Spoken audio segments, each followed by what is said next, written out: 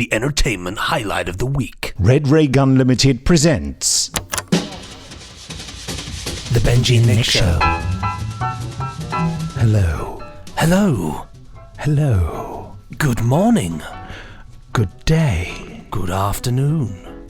Good lunch. Oh, you used it. Well done. Good tidings. Gah! Yes. Got me. Yeah. Okay, thank you. That was the Loch Ness game. What? Oh, sorry. Oh, God, I'm not. Is there extra penalty?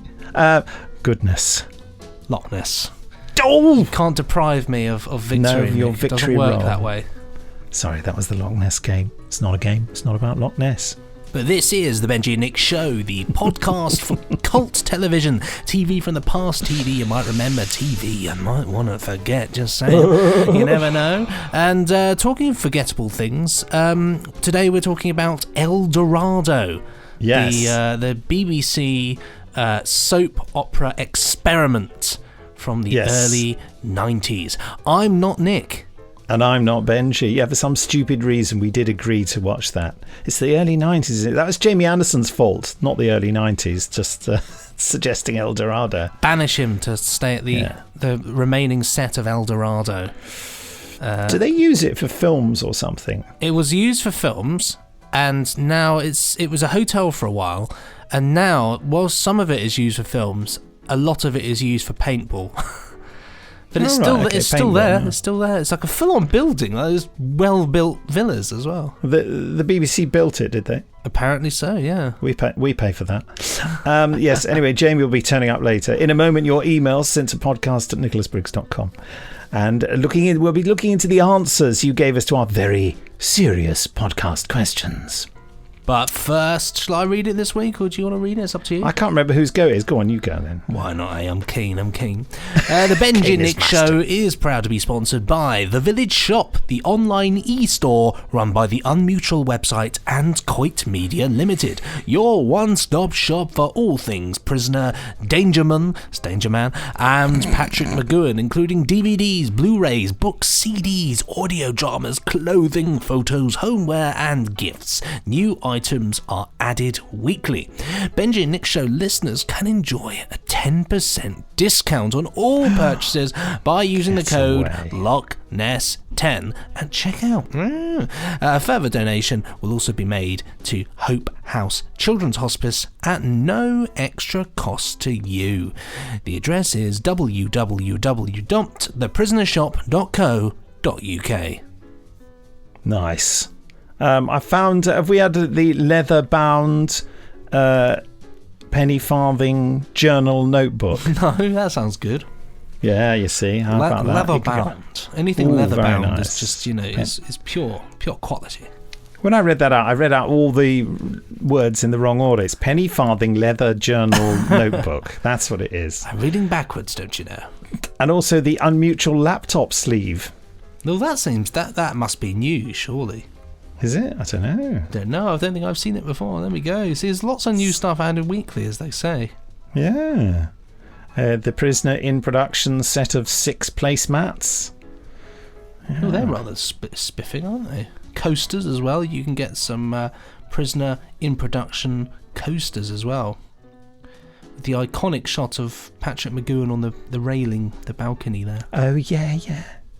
And an A5 penny farthing design notebook. Well, all these things and more you'll be able to find on the Village Shop, www.theprisonershop.co.uk. Also, there's if you use the code "you old fool," all capitals, all one word, no spaces, you can enjoy 40% off the 550-page book, The Callan File, the definitive guide of the classic TV series Callan. You know, Callan. Good bit of telly that. Oh, not half. Written by Robert Fairclough and Mike Kenwood. The book, that is. Yes, you might like to have a look at my site, the nicholasbriggs.com, which I keep going on that no one's buying anything. But once again, someone bought something, so thank you so much. Yeah. I think actually it looks like I've got a couple of photographs to sign. Steph puts them out in her office, And when I go past and I've got my glasses on, I can sign them. Quite often she says, "Can you sign this?" "I haven't got my glasses on. They're out in the shed." Okay. Like the idea that if you don't wear your glasses, you'll just put somebody else's name down. Ron Gooding. There we go. Who's Ron Gooding? I think is he not the Ron Gooding is nobody, but Ron Goodwin is the composer. The composer. Yes. Of the Battle of Britain. Yeah, great. And Where Eagles Dare, Ron Goodwin did that, didn't he? Certainly did, yeah. Very good brass. And also some brass and strings combined he did in a very particular way that I don't think any other score ever sounds like. Yeah, definitely. It's quite. I often think that about his work. He has a very distinct style, a good distinct style that doesn't sound too old-fashioned. I mean, with the Battle of Britain. Sorry, I'm just going off on a tangent now. The Battle of Britain, the original. That's never happened. The original score was obviously that when they heard it, they just didn't think it was right, so they got Ron to go in and rescore it. And that's right. The original score. Who was it by? William Walton. William Walton, yeah. William Walton. If you've got the DVD, it's probably on the Blu-ray as well. But if you've got that, you can actually choose the original score instead, which is a completely different vibe for the film. Actually, totally different, and very old-fashioned, and much more sparse. I would say there possibly only half the number of cues. Would you say that was right? Definitely, yeah. So there are some lovely bits. There are some lovely little sort of fun, I think fun little bits when they're landing their Spitfires and doing stuff. I think is it the young Siegfrieds might be the... It's quite sort of twee, isn't it? Oh, very much so. It sounds like a film from the previous decade, really. I mean, it was like our discussion about, I know, which ruffled a few feathers, about Dr. No. Is that discussion between, the score maketh the movie, and you know that old-fashioned style of music can date a film quite dramatically compared to something like From Russia with Love, which is completely contemporary. It's like that with Battle of Britain, I think. God, I want to watch it's interesting that film you mentioned sort of styles. I was just watching over lunch on Talking Pictures TV a film called Sapphire. I think it's a 1959 crime movie. Won the BAFTA for Best British Movie. It makes very awkward watching now. There are all sorts of racial issues in it, and God. And there's a girl in it who appears to be white, but she, in her heritage, she's actually, her brother's black, and she's not. They're not half brother and sister. She just looks white and has been passing herself off as white. And someone discovers that she's really black, and it's like it may be the reason she got murdered. And it's just. But anyway, the music is. I can't remember who it's by. Philip Green, that's right, and Johnny Dankworth and his orchestra have done it. So it's seems surprisingly strange contrast given the explanation which you just gave for the plot. But, well, indeed, it's a very interesting film. It's as a historical piece to watch. Lots of location work. It's colour. Lots of location work in London. It's fog all the time. No, the London fog in the olden days. How it's funny. Not faked. That is just what it looked like. And but yeah, really awkward. I mean, the racism is rife. Even in it's clearly the film is trying to be anti-racist in a very modest, acceptable way for the 1950s. Should have just done something else. Yeah, but I mean, it was important at the time. It's. You can see my body language, Benji. Yeah, definitely. It's making me feel very awkward. Okay. Yes. Now. It's completely wrong for that. Now the podcast questions. This was the first set we asked. Bear in mind, I asked the following questions the previous week. But anyway, what did the controller from Day of the Daleks eat for breakfast? That was question 1. Question 2, is the seeds of death actually rubbish? Question 3, how many wheels can you have on a train before it starts to look silly? Question 4, is it? Question 5, are you sure? What's the matter with us? Question 6, where's the most peculiar place to leave your pants? Question 7, in The Day the Earth Caught Fire, which actor makes an uncredited early appearance but his voice is unmistakable? Here are some of the Facebook answers. Shall I take the first ones? Go for it. Good stuff. Jenny Shirt said Question 1. Pomegranate on the table, but I think his plans were ruined as he was going to have champagne and caviar. Only the best for that man. Little laughy emoji there. Was there pomegranate on his table then? I don't know. I hope so. There's lots of weird fruit and sort of strange water jugs, aren't there? Yeah. Now, the Seeds of Death. She's got the wrong story here. She says, no, it was brilliant. The transformation scene scared me as a child. No, that's the Seeds of Doom, Jenny. I'm talking about the Seeds of Death, which is basically a lot of running around. Anyway, I ended up loving the Seeds of Death again after I watched the episode when Patrick Troughton returned. Question 3, which was how many wheels can you have on a train before it starts to look silly? She says, was their answer. Question 4 was, of course, well, maybe. Question 5 is, are you sure? She said, no, not sure at all. Question 6, where's the most peculiar place to leave your pants? On a conductor's baton. Crikey. That's brilliant. That's very good. Now, the hilarious thing she says for the day the Earth caught fire, the uncredited early appearance, she said Edward Judd, I think, who's the star of the movie. He's not uncredited. It does say, and introducing Edward Judd, but he is credited, Jenny. Anyway. Fun if he wasn't. Yes, he's the star of the movie and doesn't get credit. Yes. Who's that? Anyway, the tea lady was played by Nora Batty. Anyway, we've got one here from Tom Hodden. Firstly, I'll read them out again, I suppose, really. What do the controller and Day of the Daleks eat for breakfast? The answer here is Scarios. Is it the number 2... Seeds of Death. Is Seeds of Death actually rubbish? It is the finest quality of rubbish, and glories in its hokiness. Train wheels, how many train wheels it take before it looks silly. The train is the entire assembly, locomotive, carriages and wagons. So I will suggest that when you have too many wagons for a locomotive to pull, it would begin to look silly. Very good technical answer there.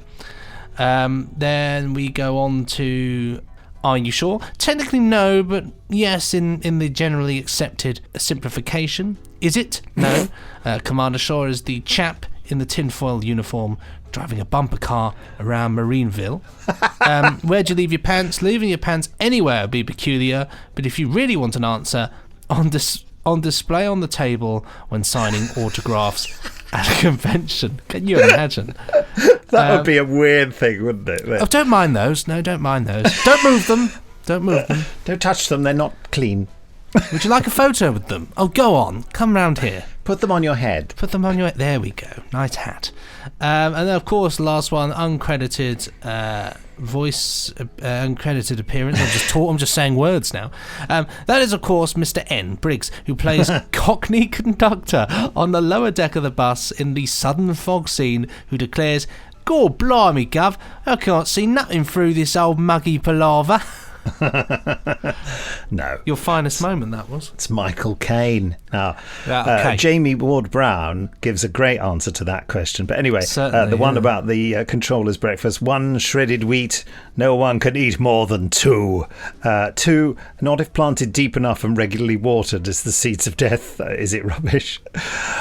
3 is the answer is about wheels on a train. 1. If a train only had 1 wheel on it, it would look very silly indeed. Are you sure? Is it? Yes. Are you sure? Well, now I'm starting to doubt myself, he says. Number 6. What was the question for number 6 again? Pantaloons. Oh, yeah. Yes. Open your top drawer. Now, and his answer about the uncredited actor, Maurice Micklewhite. Yeah, Micklewhite, which is... Was it Micklewhite? It wasn't Micklethwaite, was it? It's Micklewhite. It is Micklewhite, which is Michael Caine's real name. Michael Caine's real name. Not a lot of people know that. Yes. David Hallowell. I'm just going to read these answers out because it's more fun that way. Number 1, Kedgeree. Number 2, not really. Number 3, 12-a-tea. Number 4, I couldn't possibly say. Number 5, sorry, what was the question? It just makes me think of the Major and thought, what was the question again? The money! Number 6, in a freezer in Iceland. Ow, God, pants. Can you imagine? Yeah, frozen pants. Number 7, I have absolutely no idea. I think we should look into the dictionary definition of kedgeree. A European dish consisting chiefly of fish, rice and hard-boiled eggs. There we are. That sounds vile. So, yes, that's... I know that Adam Adamant, in the first episode of Adam Adamant on the telly, he says, I had nothing much for breakfast, perhaps just a little kedgeree. And she's saying, you'll have cereal and lump it. Anyway, Paul Carrington says, 1 golden nuggets with skimmed milk. God, very I forgot precise about for the controller. golden nuggets. They were great. Is Seeds of Death really rubbish? It depends on your point of view, not to drone on, but actually yes or no. Are you sure? He says 5. Is it? Or 7. 5, okay, at a push, 13. 6, right, leaving your pants on top of the big one at Blackpool Pleasure Beach. I'm sure it's been huge done. tower. I'm sure it's been done. What are you saying about the inhabitants of Blackpool? Now, number 7, as most of the answers say Sir Michael Caine, I'll say Ken Barlow off of Coronation Street. Oh, hang on, that was the Dam Busters, wasn't it? Okay, Sir Michael Caine. Ken Barlow is in the Dam Busters. Yes, he was. You're completely correct. Yes, he was. A very young Ken Barlow. Interestingly, Mike Baldwin, the actor Johnny Briggs. Johnny Briggs was in, what was he? I was reading this last night for some reason. He was in loads of movies, Johnny Briggs. He had a big movie campaign. Movie. Huge campaign. Career. Huge campaign. No, don't, please. He was in, he's been in loads of things, hasn't he? Helter Skelter, The Lavender Hill Mob, HMS Defiant. Yeah, 633 Squadron is what I was thinking of. He was in that, yeah. I can only ever think of it as Mike Baldwin. I find the thing about old Ken Barlow is that was another Ron Goodwin thing. Yeah, that was a crack, wasn't it? The thing about Ken Barlow, whenever I hear his voice, I just hear, because he sort of talks a bit like this, and so he's probably listening. Luckily, Ken Barlow is a fictional character. Okay, next one here is this one's from Nick Headley. Number 1, what did the controller have? X brackets Sterminate. Very good. Hey. Number 2 Seeds of Death. Is it rubbish? No. Very precise there. Is it? There's never enough. Oh no, that's Wheels that's on the a Train, number isn't of it? wheels. Wheels on a Train, there's never enough. Is it? Maybe. Are you sure? Could be. Where do you leave your pants in the street? We've all seen them somewhere. I've seen it before. People leaving their pants in the street. And number 7 is Michael Caine. Number 7, correct. Yes, I once, I must have told this story before, but I was in a very, very noisy nightclub and had been dancing away. This is when I was much younger. And the elastic had gone on my pants. They were sort of just they were kind of hanging down within my trousers. Not that anyone could see this. So I thought, I'm just going to have to take these off. I have to ditch them. So I went in the loo, and you know what, in some dives of nightclubs, the loos, well, you can't trust the floor, that's all I'm saying. So I thought, I can't actually, there's no way I can get my trousers off without getting them messy on the floor. So I just reached down and ripped the crotch out of my pants and took them off over my head. Oh no! Oh God! Weird, isn't it? Anyway, Stephen Aintree writes in and says, "What did the controller have for breakfast?" He says, "Breakfast." Very good. Very good. Is the Seeds of Death load of rubbish? Probably not. And he also says that it would look silly with one wheel on a train. Good answer. His answer for the next 2 questions is sometimes. About leaving your pants. Cleethorpes. I'm loving the idea that there's a running theme that peculiar places to leave your pants seem to be sort of entertainment resorts. And also he spotted Michael Caine as well. Michael Caine. Got one from here from Alexi Gilbert. Number 1, breakfast. Well, of course, it's pills. It is the future. Number 2, no. Seeds of Death, that one's. Number 3, wheels on a train. Not possible. Not possible. Impossible. Are you sure? Oh, no, is it? Yes. Are you sure? Yes. Number 6, where'd you leave your pants? Roasting on the streetlight. Roast pants. Then it came to cameos. I don't know, probably you. Oh, that's what IDK stands for. I just didn't know. Yeah, I don't know. IDK. Michael Gibbons just decided to answer the first question, and I love this answer about the controller's breakfast, and he said Ralph Cornish flakes. He is, of course, the controller from Ambassadors of Death. You see? Very clever. Different controller. It's a controller joke. It's a controller gag. Oh. Laurie McHale says, to number one question, I think it says in the book, but I can't even remember. All I remember is that he feels guilty that everyone else is having gruel. Can you really feel that guilty? I don't feel... I prefer the gruel, because if you've seen the controller's complexion, he clearly isn't getting his vitamins. Number two is, no, how dare you? Well, apart from the world's weather being controlled from a tabletop in the home counties. That's how all the weather is controlled. It's all just Michael Fish on a tabletop. Wheels on a train is probably 16. Well, that's very precise, very precise. Is it? I think so. Are you sure? Not 100%, but that's how one particularly famous one has. Pantaloons, that would be telling. And number 7, not a lot of people know that.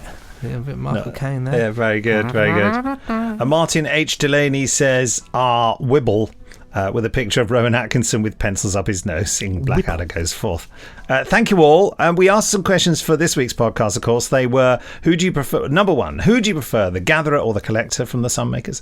Number 2, Life on Mars or Ashes to Ashes? Number 3, Talking Pictures TV or Network DVD? Number 4, The Thing, Boiler Suit or Gunge? 5, Dalek Invasion of Earth, Post Van or Massive Truck? 6, what is Catweasel's favourite food? 7, what colour is Benji's trilby? And I told a terrible story about someone vomiting in my trilby, but I can't believe I brought that up again. Let's see if anyone's answered in this week's emails. Do you want to read this gargantuan email about? Certainly, yeah. Go on, this one's from Nicholas Ferraza. Good to see you on here again, Nicholas. Subject in this one is in defence of Power Rangers. Wow, okay. This is sent on the 5th of the 6th, 2020, the year of our Lord 0224. They're getting earlier and earlier, aren't they? Dear Benji and Nick, as a lifelong fan of Power Rangers, I felt it my solemn duty to write in and set the record straight about the long-running franchise. Don't worry, I'm not here to upset you for calling the show rubbish or anything, because honestly, you're not wrong. It is rubbish. However, let me state my case. Very well. I loved Mighty Morphin Power Rangers as a kid. I admit I fell out with it for a while in my teens, but a couple of years ago found myself with a lot of free time to kill. And so, when I stumbled across Power Rangers on Netflix, I made the foolish decision to watch the entire show from start to finish. Fool. At the time, that was a staggering 25 seasons of Power Rangers, and 2 more seasons have aired since then. If you're paying attention, then you may notice that this means that there's now been more seasons of Power Rangers than classic Doctor Who. Wow. I found the show to be even worse than I remembered it, but I loved every second of it. I love that sort of view. I feel the same about many things. Definitely. A big part of my love for it is the interesting use of models and practical effects. This element very much appeals to the Jerry Anderson fan in me. Puppet-controlled robot animals charging into miniature cityscapes to do battle with actors in over-the-top monster costumes is nowhere near the level of anything Jerry Anderson ever put out, but there's definitely a flavour of it in there. Indeed, Power Rangers Lightspeed Rescue, the programme's 8th season, basically answers that age-old question. What would Thunderbirds look like if the Thunderbirds could combine to form a giant robot and everyone knew karate? Oh, that old question. I'm always asking myself that. The answer, it turns out, is a resounding meh, but it's all good fun. I could come up with a dozen other reasons why I really enjoy the show, but I won't. At the end of the day, I just find that it's fun, easy, feel-good television, something that's always nice to fall back on when the world around us seems to be spiralling further and further out of control. And you know what? Once in a while, between the two-dimensional characters and cliche storylines, it's occasionally even kind of good. Sorry for the essay. I know it probably hasn't changed your mind about anything, and honestly, that's not what I'm trying to do. I just hope that it goes some way to explaining why I and so many other people around the world enjoy this franchise, while fully appreciating that it's more than a bit naff. After all, I know for a fact from listening to your podcast that both of you enjoyed some very low-budget, cheesy TV programs that most of the world probably thinks are utter rubbish, but you love them anyway. And at the end of the day, that's what Power Rangers is to me. Regards, Nick Ferraza, sent from beyond the morphing grid. I think that's a very good, that is a very good point.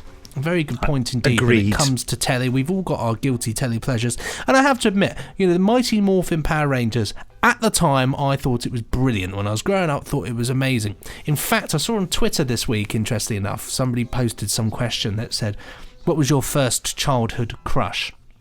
And somebody had posted an image of Kimberly, the Pink Ranger from Power Rangers. And I replied and said, me too, because that was my first crush was on Kimberly from Power Rangers. So there we go, you see. But the music, the theme tune is amazing. Nobody can deny the fact that whoever wrote that theme tune for Mighty Morphin Power Rangers is incredible.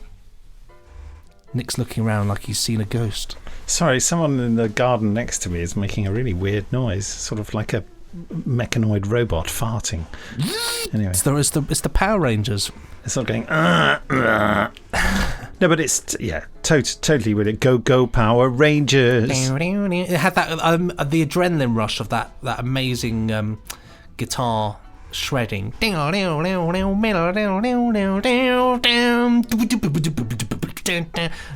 remember that Zordon, I think, was the name of the weird floating head. There was a strange robot that used to go aye aye aye. That's all I really remember, to be honest. And those stupid annoying Twazuks who wander around, the weird henchmen, they're irritating. I remember the aye thing. Yeah, I mean, of course I was just the wrong generation for it, mate. That's all it is. I would have loved it if I'd been your age at the time, mate. Next email is from Alex Pass. Big Al. Questions and answers and Power Rangers. Oh my! Is that what one of the robots used to say as well?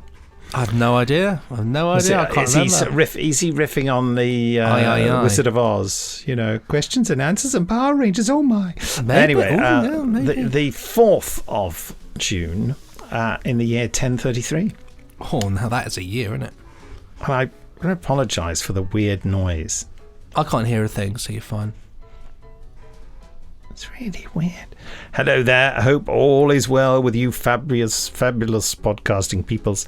I loved Power Rangers as a kid, mainly for the explosions and giant robots and giant exploding robots. I had a Dragon Zord with a drill bit tail that shot rockets from its fingers, but renamed it the Cyber Dragonoid and used it to unleash it on my Daypole Daleks. Good times indeed.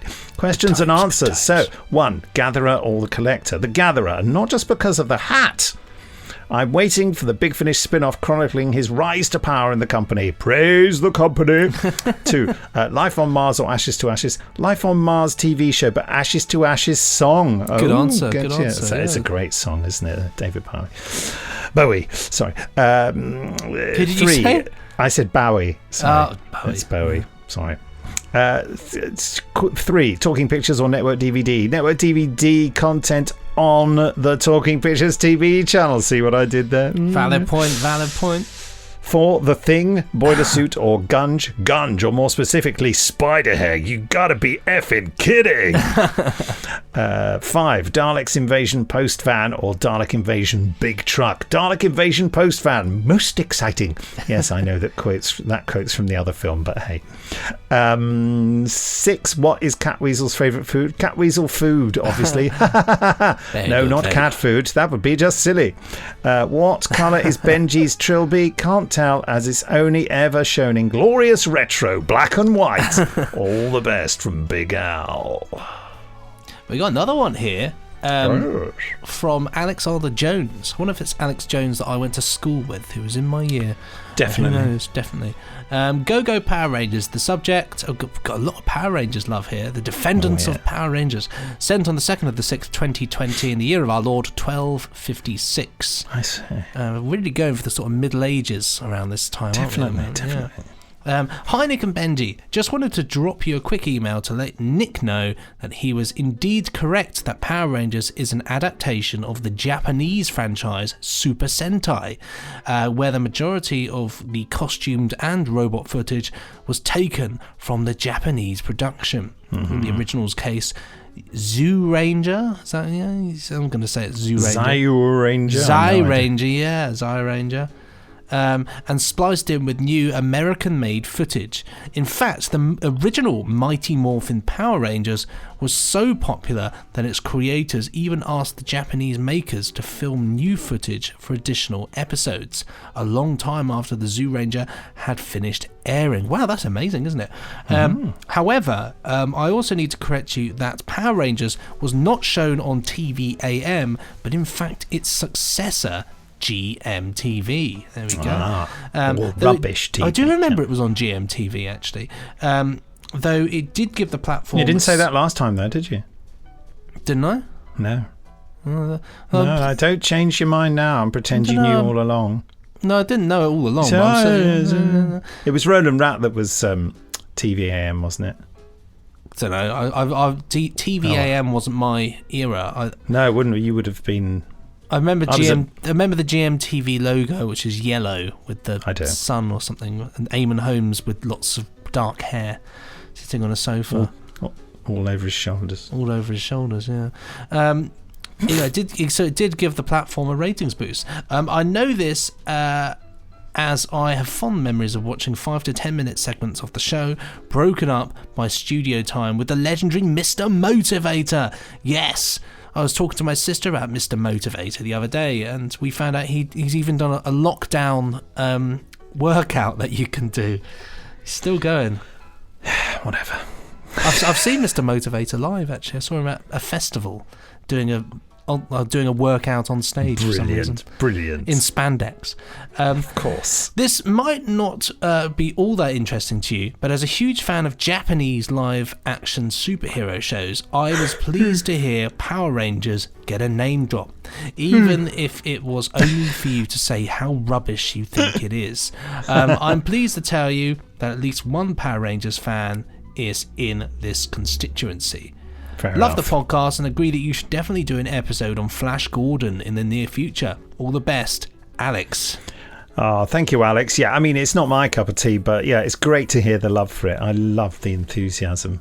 That's what I'm it's the about, wrong isn't it? generations, I keep saying. Wrong generation, that's all.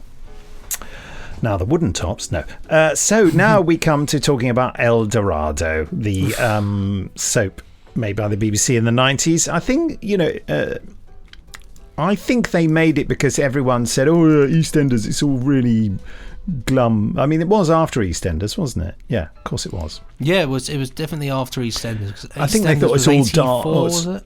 Right, yeah, it's all dark and unglamorous, and I think they thought, let's make a soap opera that's set in a sunny place and that's a little bit glamorous and a little bit special, a little bit, not so parochial. This was the result. I mean, interestingly enough, it straight away has its Doctor Who roots, with it being an idea by John Dark and Verity Lambert. Hence, in the episode, if you watched it in preparation, you will see a Cyberman. That's right, in the video shot. Yeah. Now, for those that don't know, Eldorado was not a success story for the BBC at all. It ran for how many episodes was it? About 156 episodes, and it aired in 1992 and only lasted to 1993. It had a revamp towards the tail end, but ultimately they basically just said it's just not worth the time and the money. Well, I think new management came in, new BBC One controller or something, because the irony was, right? But the irony was, my impression of it is that the press went for it. The moment it came out, they said, this is rubbish, this is awful, the stories are terrible, the acting is terrible, blah, blah, blah, blah, blah. They just decided, it's just like really, and not that I'm a particular lover of this film, but when The Last Action Hero came out, the Arnold Schwarzenegger film, it was... the press were just waiting to say he's done it wrong now, he's jumped the shark, it's all gone wrong. And I felt that there was an element of that with this, because everything was in place for this. And I'm a bit biased because I don't like soap operas at all. I know you like them, Benji, but I don't. And to me, watching it, I mean, I didn't like it, but I don't like soap operas. And to me, it seemed quintessentially what soap operas are like. Overly complex, about nothing in particular, with relatively cliched characters and a very low grade of acting talent is pretty much the way I view soap operas. But the reason quite often that acting talent seems to be low grade is that it's done so quickly. So there's not really the possibility for any highly sophisticated performances, which would only develop over time as the actors get more and more familiar with their character. It's like we're watching them getting good at it. So this first episode, I thought it was pretty... I thought the script was really ingenious for a script that's about absolutely bugger all. You know what I mean? I thought there were lots of intriguing little things in it. I thought it was Tony Jordan who wrote it, wasn't it? I think there was definitely some intriguing things in it and some good setups for what would go on to become storylines in it. But I think it was just the whole thing is just overshadowed by how dreary it's just. I just think the acting is abysmal. Apart from there's loads of terrible acting. Terrible acting in there. I mean, apart from a couple of good performances in there, from some of the more senior actors, so to speak, people with a bit more clout. It's just full of these dreadful sort of people. I can't remember anyone's name from it. Any of the characters. No, God, no. I can only remember. No, I can't even remember. What's his name? Tandy is the other, because he was quite a popular character, I think. Which Tandy. one was he then? The geezer, the dodgy businessman. Oh, the bad guy, the Dirty Den character. Yeah. I mean, I thought he was an interesting character, but so blatantly there as a bad guy. You know, the first thing you see virtually is him chucking this girl's clothes out of his flat and sending her running, and it turns out she's pregnant by him. La-di-da-di-da. All the usual cliche spiel. number one. And he is, of course, a dirty old man who is not that young, but he's, thinking of the ladies all the time, so he gets some young Spanish girl to work for him because she rides around on a horse. Looking sexualized, yeah. It was very sexualized horse riding, let's put it that way, and bouncing body parts.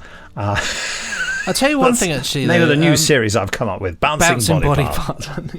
Interesting enough, when we're talking about how unsophisticated the actual acting and the cast, for a lot of this are, apparently, when they were actually putting the show together, a lot of the cast, well, it says some of the cast here, didn't even know what a read-through was. Yeah. And it got absolutely slated. Now, interestingly enough, they actually built the set. It still exists, because we were talking about this. Well, yeah, that it's now used as a paintball site, and was a real hotel for a long time. But yeah, I just found this. I'll tell you something actually that I found really distracting. Nick, it would be interesting to get your view on this, because you come from a similar world as me. The world of make-believe.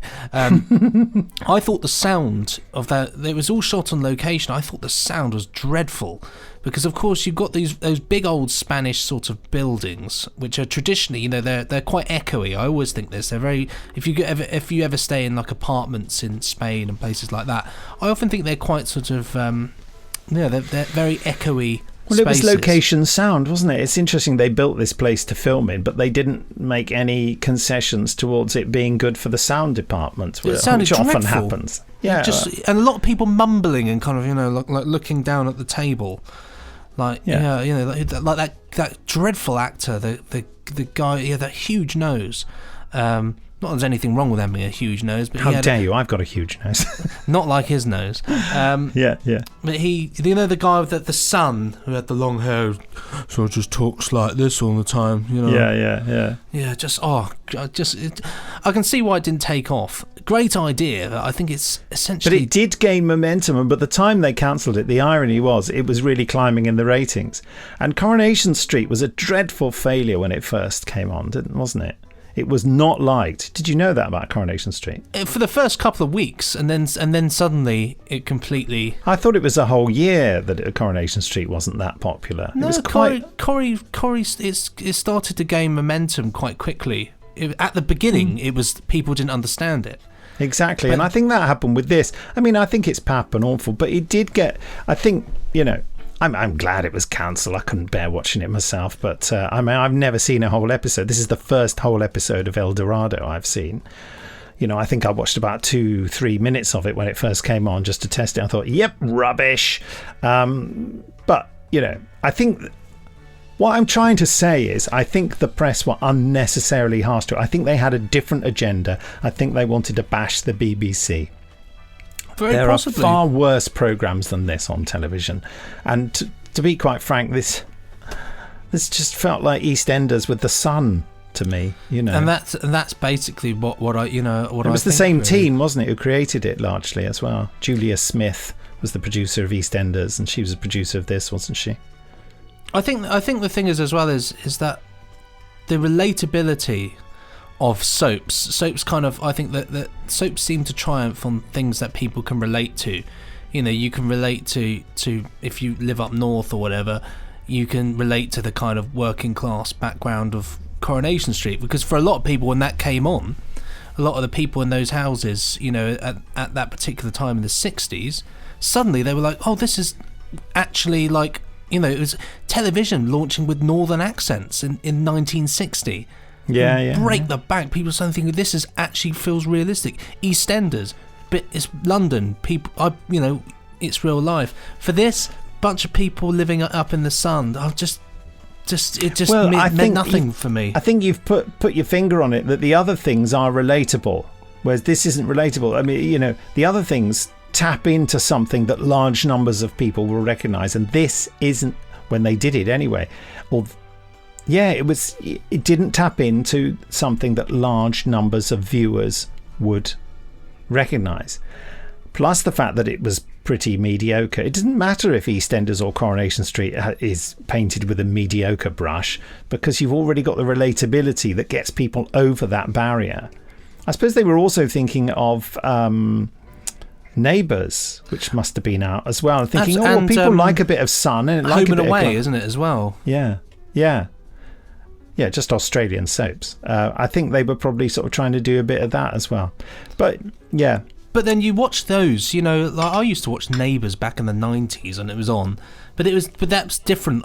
I think that was different because it was Australian, I suppose, really. And I think a lot of British people watched Neighbours in a patronising way, thinking, "Oh, look at this rubbish, cheapo Australian programme, and isn't it quite charming?" I mean, I was forced to watch Neighbours when I worked for Visual Imagination, because that's what they had on the television at lunchtime. And after a few weeks of thinking, "God, I can't bear this rubbish," I started thinking, "Oh, I wonder if Madge is," and it draws you into the characters, and that's the power of soap. Quite often, you transcend the crumminess because the storytelling is, I'm not saying particularly marvellous, but it's sort of, there's something about it that makes you want to know what's going to happen next. And even with this, I found myself thinking, I wonder whether that nasty character Tandy's going to get his comeuppance, and all that kind of stuff. You do start to ask those questions. Anyway, I am giving it 1 exclamation mark out of 5 because it exists. Yeah, it gets a 1 for the valiant effort in building, and actually trying to do something different. But unfortunately, it really does join the Benji and Nick Show pantheon of dreadful dross. To no one's surprise, I'm sure. I don't like the way it was picked on. That's another reason why I give it 1 exclamation mark and not 0s. It was picked on unnecessarily viciously, I think. I mean, it was rubbish, but no more rubbish than Emmerdale, which is absolutely beyond the pale. I don't know. I mean, yeah, I think soaps are quite territorial, in the sense that, like, I don't know. I've always, if you watch Corrie, you watch Corrie. If you watch EastEnders, you watch EastEnders. But there are sort of Corrie people and EastEnders people and Emmerdale people, and I don't know really. But it wasn't for me. But never mind. Next week we're going to do triangle. No, no, we're not. No. Dun dun dun dun, dun dun dun, dun dun dun dun, dun dun dun dun, dun dun dun dun, dun dun dun.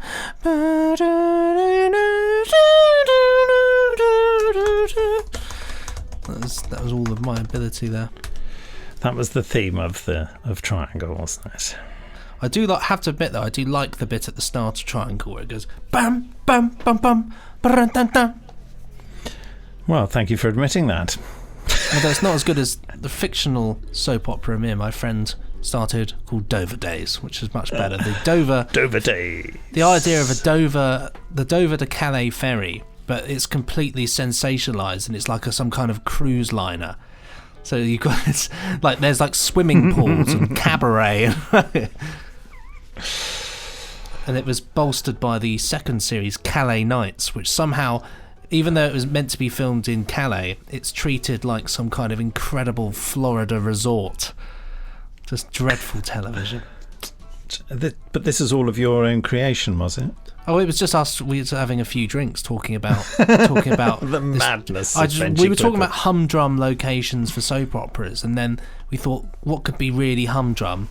Dover Days, and then it sort of just transformed into this mad world of somehow starring Oliver Reed, which then ended up basically the idea that they get round to casting all these long dead celebrities by having a psychic medium as one of the characters on there, who's somehow every week is summoning somebody who's been dead for a million years. It's just completely the type of rubbish that you think up when you're sort of just riffing after a few drinks.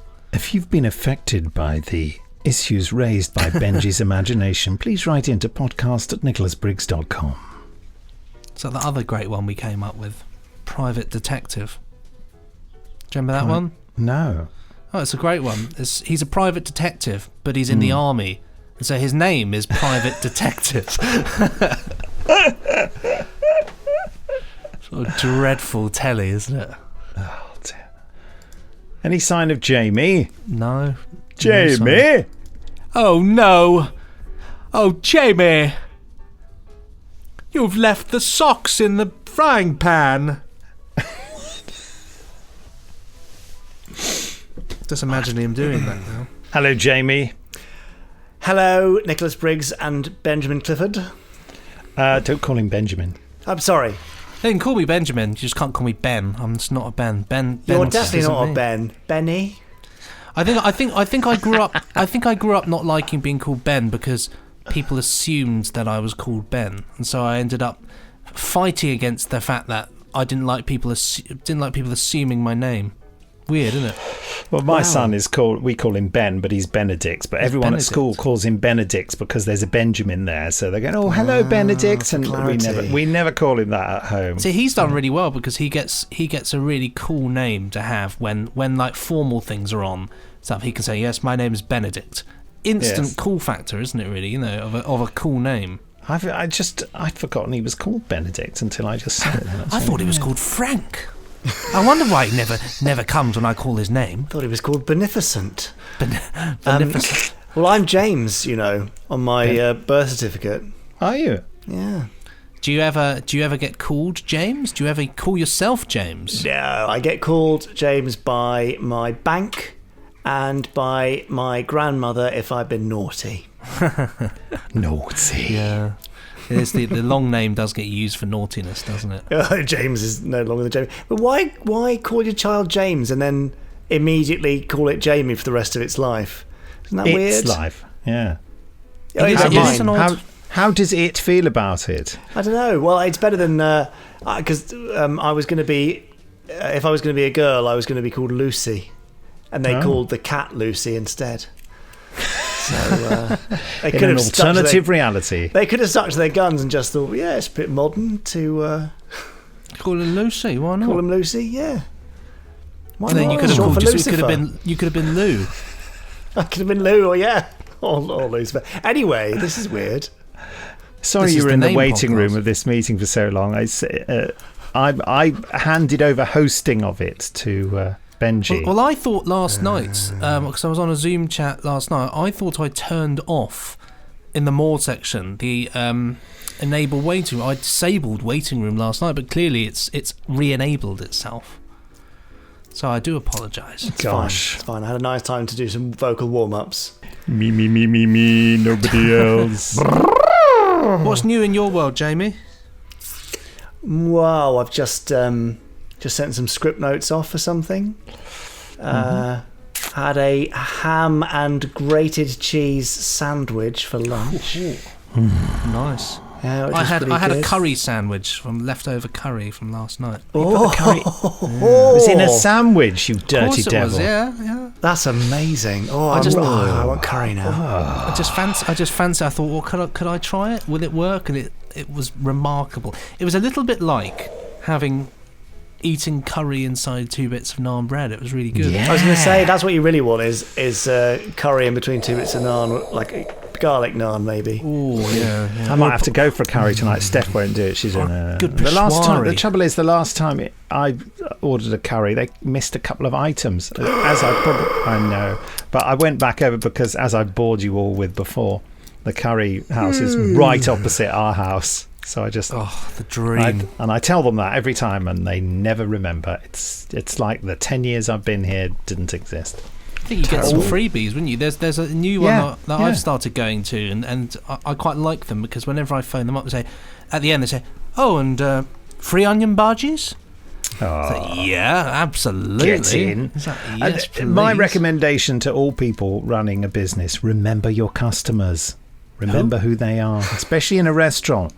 Hedge your bets when they come in. React to them like you know them.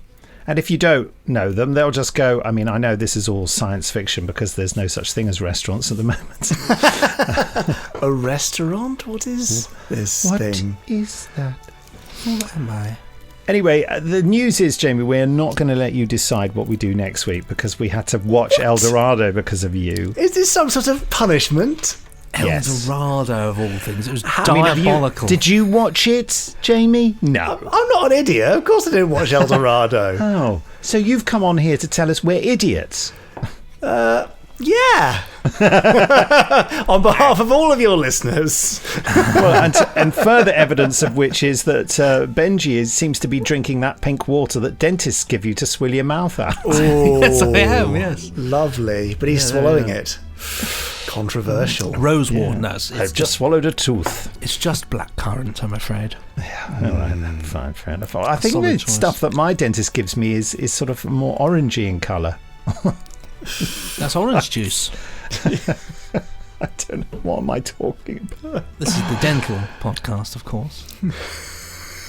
Just for those who don't know. Right. So what are you doing next week? What are we going to do next week? The second episode of Eldorado. No, we're not.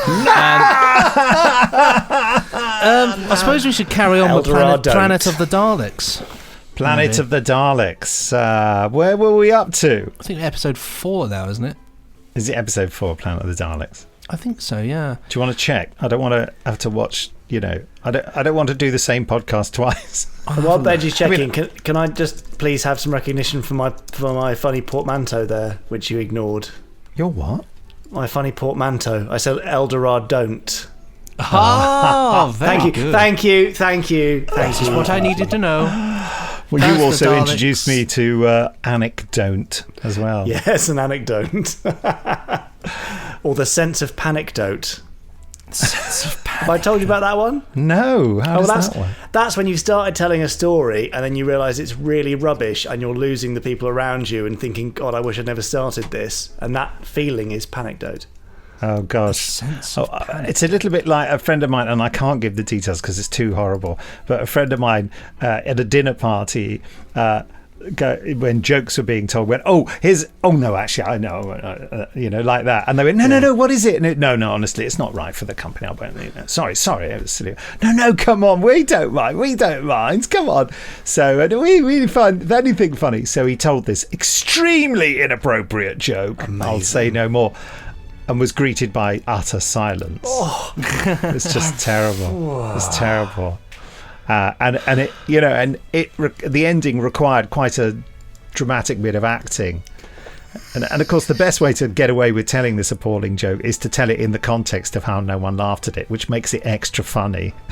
And it's not a funny joke. It's a terrible and inappropriate joke from another era. But yeah, panic don't. That's people, though, isn't it? Sometimes, you misjudge a situation. Well, they forced him. The thing is, he tried everything not to tell it, but they socially embarrassed him into telling it. He should have thought of another joke on the spot. He should, but couldn't. I've just remembered something because yes, it is Planet of the Daleks 4. So that's what we're doing next week, folks. Planet of the Daleks, episode 4 or part 4. Does it say episode or part on it? It probably says episode. Part 4. But on the screen. Oh, on the screen. We're just looking it up.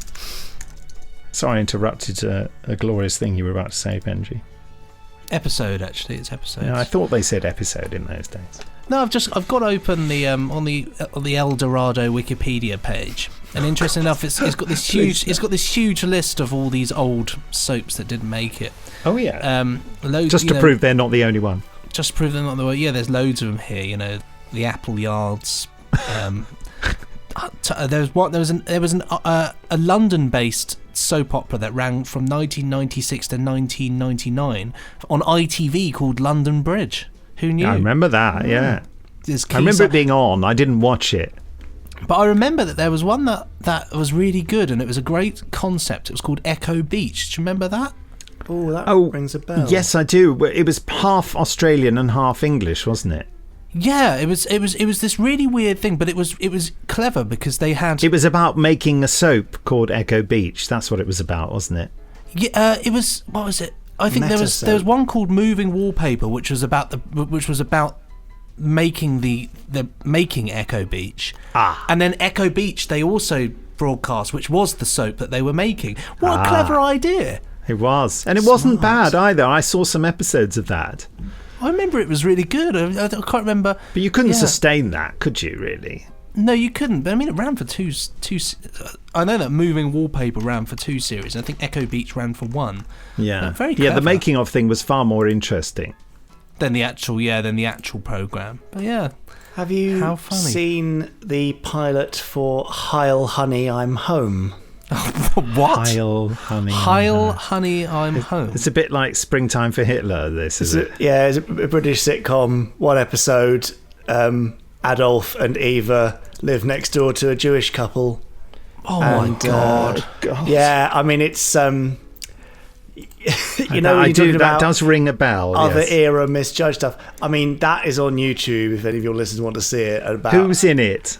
I don't know actually. Who played Adolf Hitler? Neil McCall. Neil McCall. Is it American or English? No, it's English. It's a British one. I remember it. What year was it? 1990. Yeah. God, wow. What a dreadful idea. although having said that though, really a film that did really well was that Netflix thing, wasn't it? Of Look Who's Back, I think it's called. Oh, the book did well first, right? Which I'm sure we've discussed at some point in the past because I started the book and didn't really get into it, even though it was really, really. How do you spell McCall? McCaul. Right. Sorry. Oh yeah, right. Oh my goodness. That's dreadful. He has gone on to have a career. Yes, it's just such a bizarre. A bizarre concept and cast. There are some weird things, aren't there, that people must sit and think up round boardroom tables. And who played Eva? I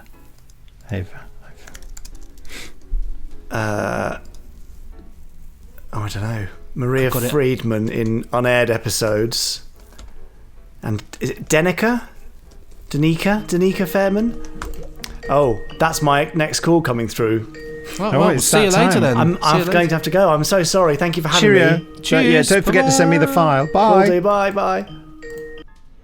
I didn't realise that Heil Honey I'm Home actually got commissioned. I thought so. Oh gosh, yeah. So the pilot went out, but then they made 8 episodes, but only aired 1. How funny! Well, Maybe because it's a dreadfully offensive idea. Who Yes, knows? people weren't quite so dreadfully offended by things back then. People are more dreadfully and possibly rightly offended now. So, yeah, they obviously knew it was a bad taste idea, but they thought, well, maybe it's so bad, it's good. But no, it was so bad, it was terrible. It's dreadful. Just a dreadful idea, isn't it, really? So looking forward to Planet of the Daleks episode 4 next week, our commentary. So don't forget to get your DVDs or your BritBox or whatever lined up. Yeah, In the meantime, exciting. let me remind you to, we haven't given you any questions this week. Please feel free to answer any other weird questions that we've asked previously. But do send in your emails to podcast@nicholasbriggs.com. In the meantime, from me, not Benji, it's goodbye. And from me, not Nick, it's hello. No, it's goodbye. Goodbye. Pressing stop now. Ka-chung.